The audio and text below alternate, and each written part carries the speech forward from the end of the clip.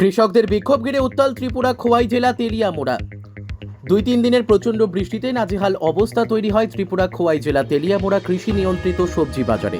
আজ তেলিয়ামুড়ার পাইকারি সবজি বাজার উপলক্ষে বিভিন্ন জায়গা থেকে অন্যান্য দিনের মতো বিভিন্ন স্তরের কৃষকরা তাদের উৎপাদিত কৃষিজাত পণ্য সামগ্রী নিয়ে বাজারে আসেন এবং ত্রিপুরার বিভিন্ন জায়গায় সবজি ক্রেতারা সবজি ক্রয় করার জন্য অন্যান্য দিনের মতো যথারীতি আসেন।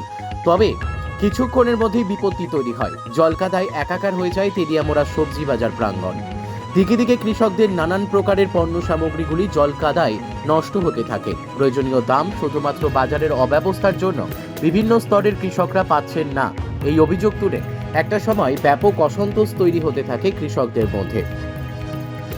উপায় না দেখে বিভিন্ন প্রান্ত থেকে আগত কৃষকরা রাজনৈতিক দলমত নির্বিশেষে বাজার পরিচালক যারা রয়েছেন কৃষি দপ্তরের নিয়ন্ত্রণাধীন এগ্রি প্রডিউস এর কার্যালয়ের সামনে গিয়ে প্রতিবাদে সোচ্চার হন। তালা বন্ধ করে দেন কার্যালয়টি। গোটা বিষয় সম্পর্কে অবগত হওয়ার পর কৃষি তত্ত্বাবধায়ক সহ একাধিক কৃষি আধিকারিকরা ঘটনাস্থলে ছুটে আসেন এবং কৃষকদের সাথে কথা বলে পরিস্থিতি মোকাবেলায় ব্যবস্থা গ্রহণের আশ্বাস প্রদান করেন। কৃষকদের বক্তব্য হচ্ছে, অত্যাধুনিক বাজার শেড তৈরি হচ্ছে, এটা ঠিক, কিন্তু বিভিন্ন অংশের কৃষকরা যারা দূর দূরান্ত থেকে কৃষিজাত সামগ্রী নিয়ে আসবেন তাদের জন্য বিকল্প ব্যবস্থা না করে এই উদ্যোগ তাদের সমস্যা করছে।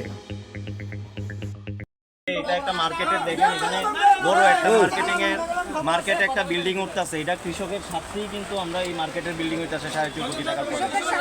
এরপরে এখানে এই মার্কেট বিল্ডিংটার পাশে এখানের একটা সাবসেন্টারি একটা বিল্ডিং উঠতেছে, ঠিক আছে। তো এই যে বিল্ডিংটা উঠতেছে এটার জন্য রোড ব্লক হইতেছে, ড্রেন ব্লক হইতেছে, ঠিক আছে। এখানে আমাদের একটা কমিটি আছে।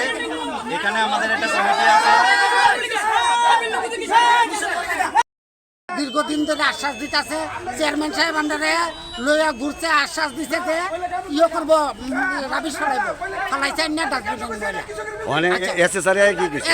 যেটা কইছে কালকে থেকে কাজ ধরবো, রাবিশ ফলাইবো।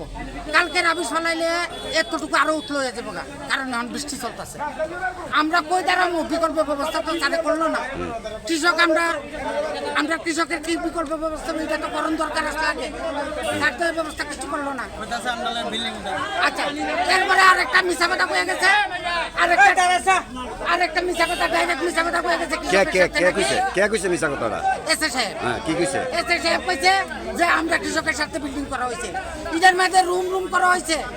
তাহলে কালকে তারা এটা খুললে ওপেন করে দেবো, আমরা এটার ভিতরে ঢুকি আপনার মাল বেশি, এটা যতক্ষণ পর্যন্ত না হয় এই ব্যবস্থা তো তারা করলো না। কালকে আমরা কই মাল বেশি, আগামী সোমবার দিন কই বলবেন আপনারা? কইব আমরা রাস্তা